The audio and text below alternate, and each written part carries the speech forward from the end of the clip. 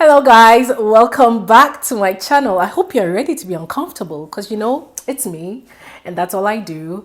Anyways, please, we still have our goal for 5k subscribers by the end of the year going. Please go ahead and subscribe to the channel if you want to motivate me to bring you more content, to put time together and think of topics to talk about and follow trending topics to talk about. Go ahead and hit the subscribe button.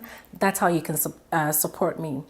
Okay, so today's topic, let's get into it. Today's topic is my unpopular opinions about marriage. And mind you, these are Amy, my opinions. Now, some of the things I'm going to talk about, of course, it's about marriage, certain traditions, certain practices with marriage, certain rituals. A lot of you women watching may already subscribe to them. This, my opinions really, it's not necessarily meant to like trigger you or mock you or anything. I just think that for us women, the way we are raised in our African societies, right? We are not given the chance to really critically analyze some of these traditions and customs that we subscribe to. Like, we're not given room to. You cannot question them. You cannot challenge them. Even if you're uncomfortable with them, you just have to go ahead and do it because the culture, tradition, religion. So this is just to also get us to really think critically about certain things so that even if it's a choice you made, now you are more informed. You are making that choice from an informed position, right? From an informed perspective. So it's not really meant to trigger you. So if there's anything I'm going to say here that you already do, that you've already done in your own marriage, don't take it to heart. This is just an opinion. My unpopular opinions, and they're unpopular for a reason, right? It's not going to be common, some of it won't make sense, but hey, let's talk about it. So my number one, and I already talked about my unpopular opinions on TikTok. I actually did a 3-part series on TikTok. I did a part 1, part 2, part 3. You can go look for that on my TikTok page. Just scroll and you should see that video.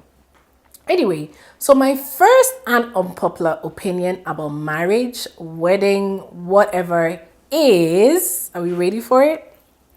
The Mrs. title. Yes, the Mrs. title. Now, this title is not biblical. It's not cultural. It's not in our culture.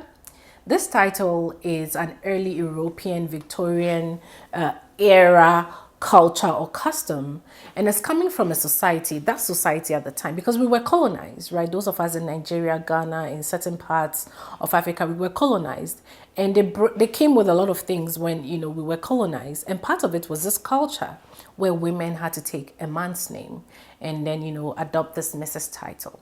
Now we need to understand the origins, right, of this tradition. It's coming from a society, right, at the time, in those early English societies where they did not believe that women were complete human beings. They did not believe that women were rational thinking beings. They did not believe that women could handle their own affairs. So a woman, was born and would be under the leadership of under the ownership, of her father. And then this ownership is transferred later on to her husband. That Mrs. title signifies that transfer of ownership. So you used to have your father's name if you planned, and now your father has transferred you over to this new male figure in your life to complete you and help you make decisions, because as a woman, you do not know how to make decisions on your own because you are not a rational thinking being. This is where this is coming from. And so the woman will take on this Mrs. title and then also adopt the husband's last name, signifying that transfer of ownership. I'm not saying your husband owns you. I'm saying this is where it's coming from. Okay? Now, in these societies, they did not believe a woman was a complete human being and could make her own decisions. It is marriage that completed a woman. So if you're a single woman, you couldn't open a bank account, you couldn't inherit properties, you couldn't do like work and earn a living, like really substantive jobs. You couldn't even go to school or go to school to a certain level because that's not your purpose in life. Your purpose in life as a woman, because you are incapable of rational thought, is to just be at home, be a wife, be a mother, cook, clean for a man, and make sure he has the space and the environment to thrive in his career.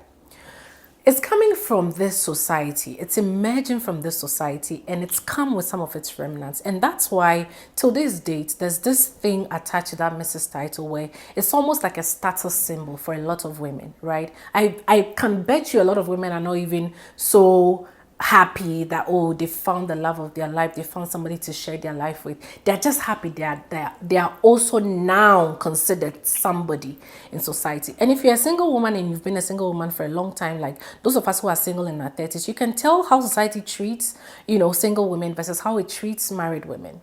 You understand? As far as even though we are all women and we are all like, sort of seen as subhuman in society, second class citizens in society, society has created these different classes of women so that some women are more women than some women. So if you're single, you realize you can tell the difference. I remember there was a time I was I lived in Minnesota for about a year, and there was a day I was running a quick errand downtown, and the family I lived with, there was nobody at home. So I had to take the little kids I was helping to watch over with me downtown. We took the public bus, the bus system and the train system. And I'm telling you, that day was a really full day from morning till evening. We had a really full day. And walking with those kids, for some reason, the experience I had working with kids and for people thinking that those were my kids, the way I was treated and received, the way men treated me, the way the bus conductor, the train conductor, the way men around, the way people in general treated me, it was so tempting not to just every day go around my day with those kids, even though I didn't need to bring them. Like, it was so tempting.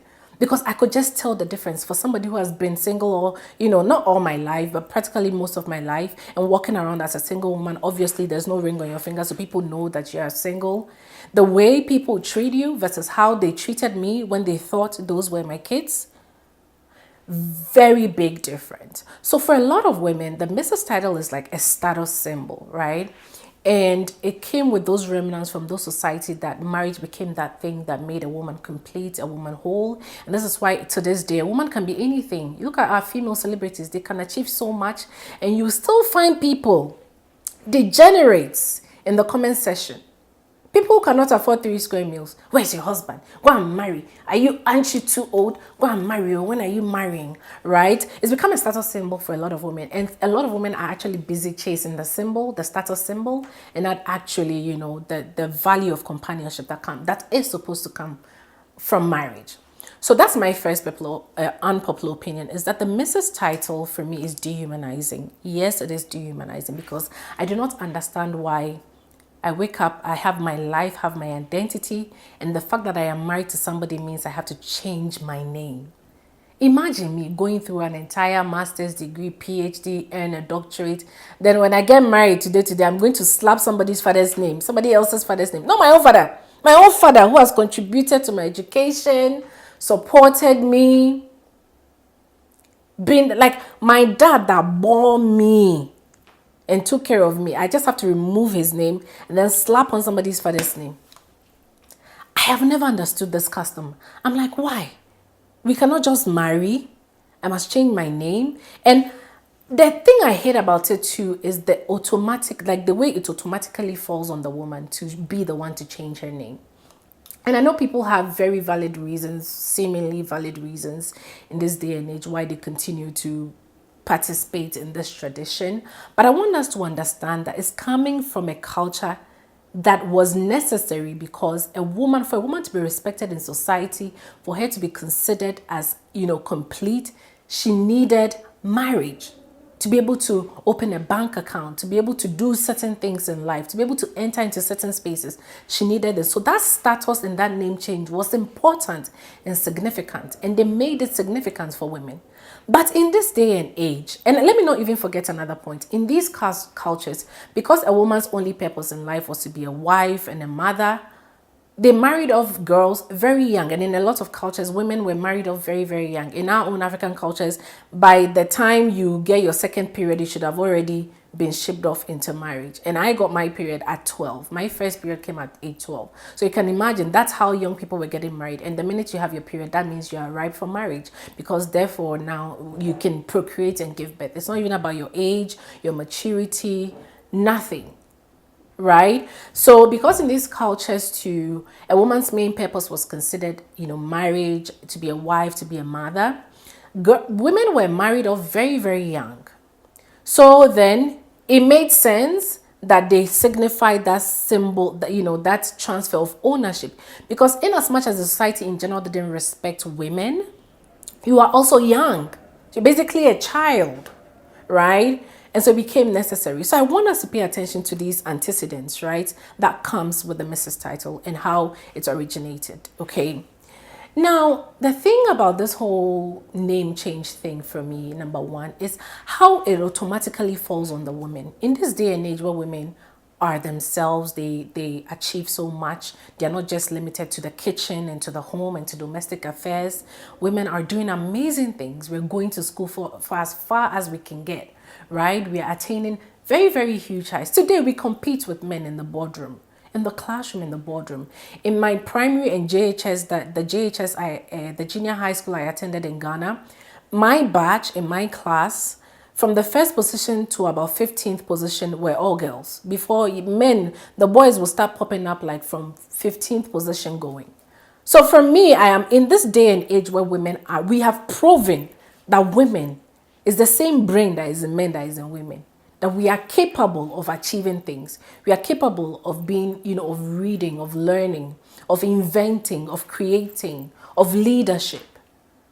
We no longer need these determinants on a woman's life. I think that I should be enough as a woman. Who I am, what I have achieved should be enough. And even if for some reason you think, oh no, we want our family to have the same name and share the same identity, it should not be automatic. It shouldn't be automatic. Men shouldn't just be entitled to this thing where, they get married, they get to be themselves. And then, it's the woman who has to go through all the trouble, change all her identity, her ID cards, update all her documents. Do you know what that takes? Do you know what that entails? I worked briefly at Target as a guest service person. And I remember one time a woman came to process a transaction. And one of her cards wasn't going through, or something was not matching with her identity. We went through, stood there for like 10, 15 minutes. We both couldn't figure out what was going on. And then it clicked to her that the identity in the account is her maiden name. And then she's recently gotten married and updated her cards. So the names were not correlating. And then she heaved this huge sigh. She was like, oh my goodness, I love my husband. And then she told me that I love my husband, but this is really nonsense. Like, it's such trouble. And I always say that African women, like, we like this title and we can't wait to change our names, because I think that most of us, we are not used to achieving things for ourselves. We don't own shit. We don't own things. We don't have documents. We don't have things. We don't have to change. It's not a cumbersome process, right? That's why it's so easy for us, to just want to change our names. If you were living in a place like America, right, where you have your social security, you have this, you have that process is so cumbersome. And I don't understand why two people should get married and it's only one person going through this trouble. It's so ridiculously unnecessary. Chimamanda Ngozi Adichie, Nigerian author, she talks about how in her book, Dear Ijewale, she talks about how because men don't go through this change of name, they also do not go through like a change of being and a change of awareness. That's why most of them get married and they're still acting like they're single. They're still acting like they're one of the boys, right? But because you, a woman, you change. Everything about you changes. Your name, the most important thing about you, your identity changes overnight. The way you walk has to change. Now you're a married woman, oh, you cannot wear this, oh, you cannot talk, you cannot go here, you cannot do this, oh, you cannot. Everything changes. This is why the burden of keeping the marriage and sustaining the marriage falls on us. Because so much changes for us overnight. Simply because we are married. And then the men just continue living their lives like nothing has happened. So they do not walk with that new awareness that, okay, now my status has changed. His name has not changed. His title has not changed. If he was Mr. So and so, he's still Mr. So and so. Nothing has changed. So the burden to maintain and keep the marriage running falls on women because of some of these tiny details that we do not pay attention to. And then on top of it, what makes it even more annoying is that the children that you, the woman, you will have, You will carry a baby in your stomach for 9 months, rupture your vagina, destroy your internal organs, destroy your body, give up so much in the 9 months you are pregnant for the baby. You cannot drink coffee, you cannot drink alcohol. If you're somebody who likes to have like a glass of wine, you need to get rid of all of these things. You need to eat different foods. Your taste buds are changing, your senses, your sleep, everything is just changing. And you get so many complications. Some women never recover from the complications after childbirth. The children that you will bear will also come and not even take your name. They'll come and take the man's name. This is so unfair. And when we talk about the imbalance in marriage, people think, oh, these things are not important. They are important. They set the tone for the institution and for the union. It sets the tone that the man is the only one who is important in this marriage. He's the only one. It's like he's the only one benefiting, sort of. And after women have sacrificed so much, this is why it becomes so hard for women to leave abusive situations, because they've sacrificed so much. Imagine being married, changing your name, going through the process of changing all your identification. And then now you have to get divorced and go and rechange it all over again. We don't see how these things go a long way to really affect how women navigate the institution of marriage. It's such a ridiculously unnecessary custom. And that's why I'm so happy that just recently, the highest court in Italy has ruled that that babies are going to take both the mother and the father's surnames. This has been a long time coming. I think this has taken too long to come. And I'm so happy, and I hope it sets a precedent. All around the world, we need to change the laws. A child that I will bear will not even bear my name. Recently, some time ago, my big sister sent me, I think she found our birth certificate, and she said, Effie, can you imagine? Look, she sent me a screenshot. She was like, can you imagine? Mommy's occupation is not even there. They asked for daddy's name, daddy's occupation, daddy's this, daddy's that. And mommy who gave birth to us, her details are not even there. It's like they don't even care about the woman who just delivered the baby. Check your birth certificates. If you were born in the early 90s, late 80s, check your birth certificate if you are from Ghana. Look at the details. And my big sister is not really out there like me with my gender activism, but there are some things that are really common sense, are really hurtful. When I see who my mom is, the sacrifice she's made just as much as my dad, and to have these customs that put her in like a second class, citizen position, it's really unfair, and it's such an imbalance. You understand? And this is what sets the tone for the marriage. And this is why there's so much inequality in our marriages. There's so much abuse, because it creates a conducive environment for one person in the marriage to feel like they are doing you a favor. Right? The men feel like they are doing you, the woman, a favor. It is you that the marriage is benefiting. I've given you status, I've given you respect, value, all of that. I remember like some of these Ghanaian men from my past would be like, oh, Effie, humble yourself. Let me make an honest woman out of you. I'm like, am I dishonest? So it's like when they marry, it's like they're making you an honest, like they are conferring on you this. We really, really need to address these things. So my first unpopular opinion is that Mrs. title needs to go. That name change thing is unnecessary. It is dehumanizing, and it raises. There's no reason why finding love and making the decision to do life with somebody should erase your entire identity, who you are. Some women are so popular, even more popular than their men. And then they'll cancel the name, the brand that they've built, and come and take on this man that nobody knows from anywhere. Now, I know there are very valid reasons in this day and age where some women may want to take like their man's name. For instance, if your husband is Dangote, of course, why not? Bill Gates, why not? If the man's name is even a name that's going to open doors for you and your children, because you're also thinking of your children's future, I can even understand. But not in the case where the average Joe, who has absolutely nothing to his name, his family name, nobody knows it, nobody recognizes it. He wants to feel entitled, wants you to take his name.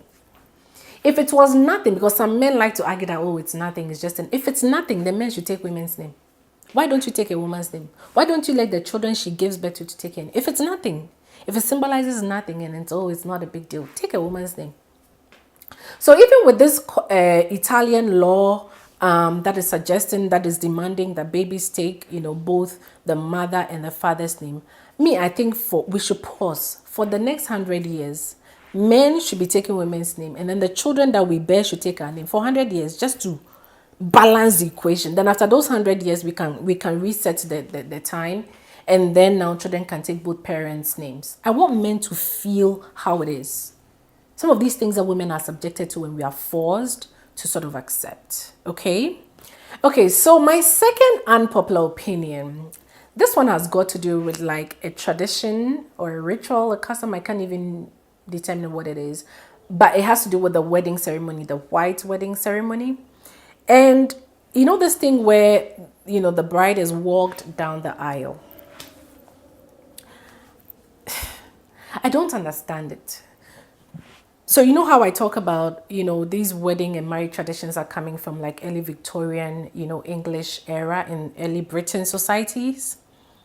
And I don't understand why the woman has to walk down the aisle. And especially, initially my issue with this is that, it's usually the father who walks the bride down the aisle. And I always used to question, why is it only the father that is walking the bride down the aisle? Like, where's the mother in this equation? Right? And they're like, oh, the father is the one that... And that's where the transfer of ownership comes from.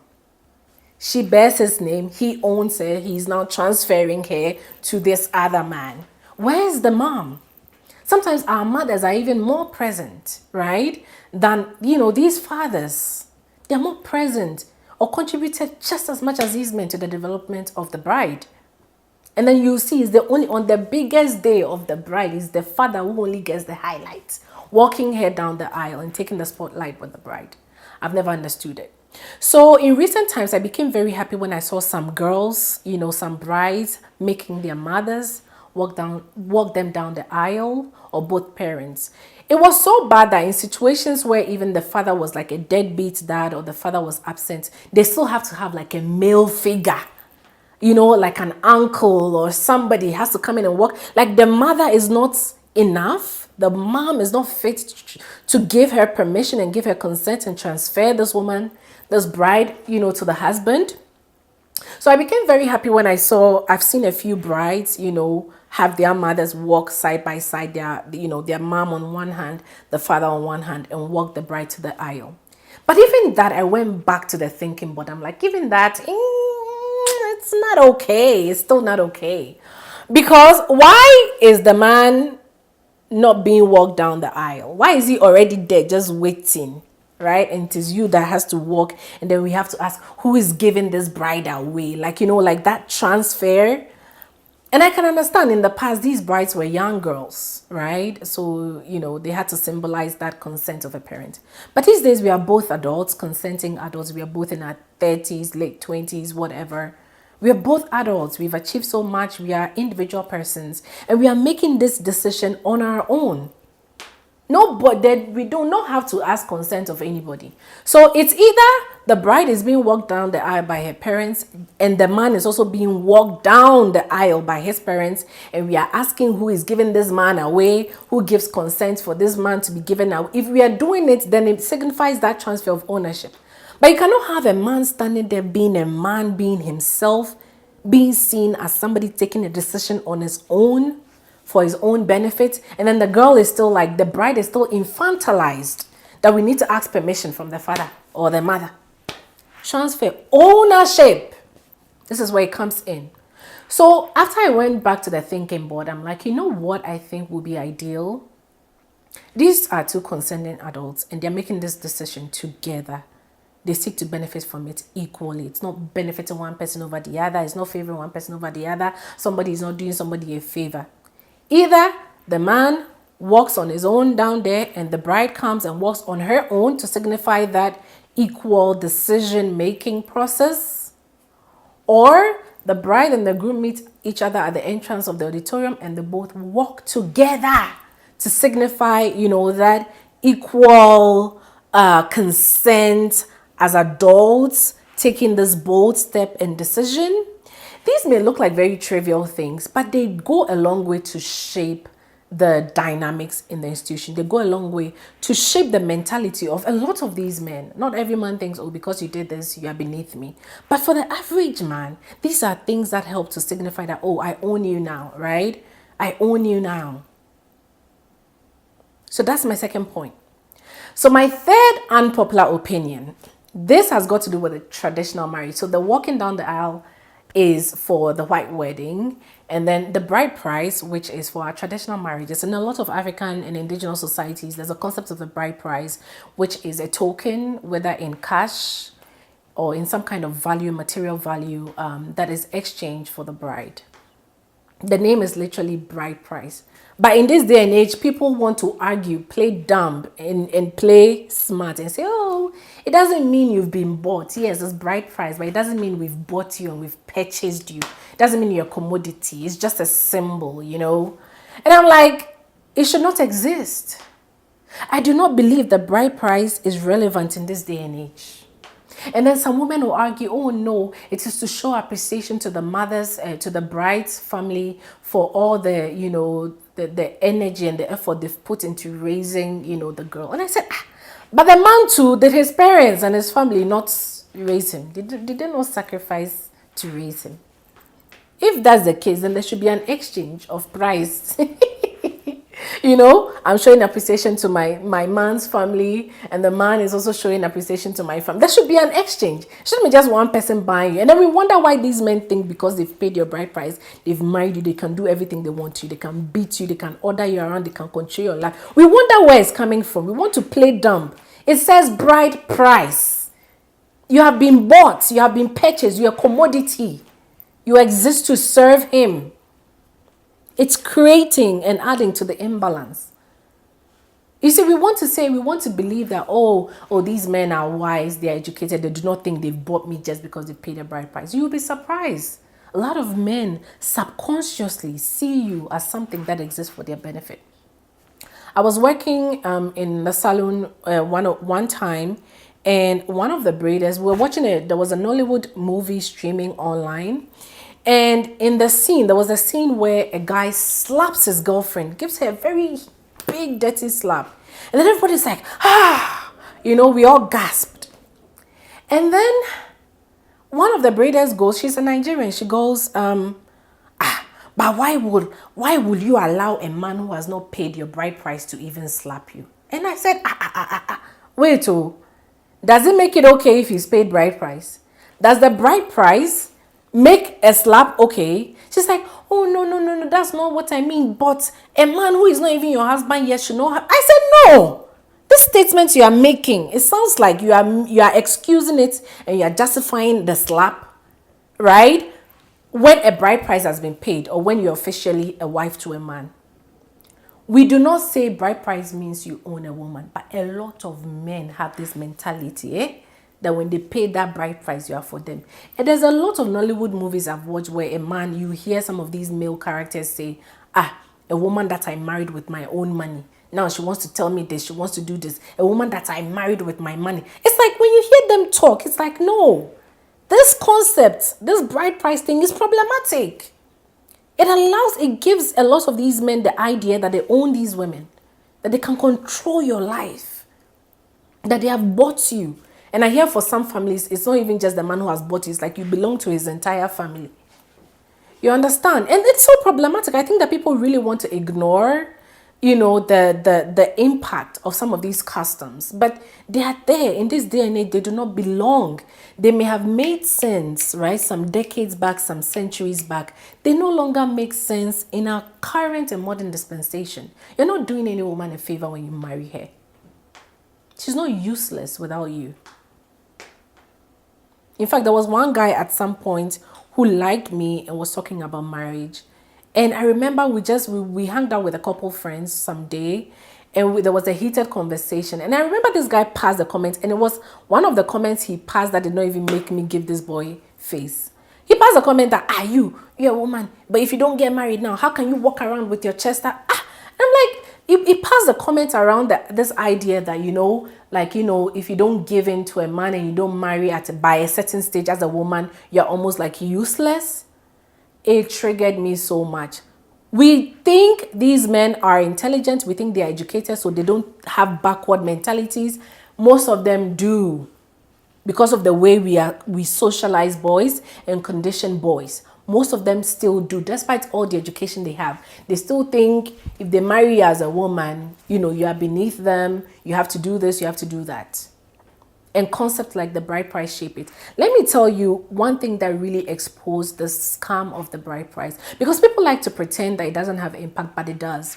So I remember when I started my activism on social media, on Facebook especially, a lot of boys will come, well, if you want equality, what about the bride price? What about the bride price? Why are men paying bride price? So a lot of men started expressing this idea that, well, the bride price is oppressive because they have to pay all this money for, for marriage when the union is for both of us, right?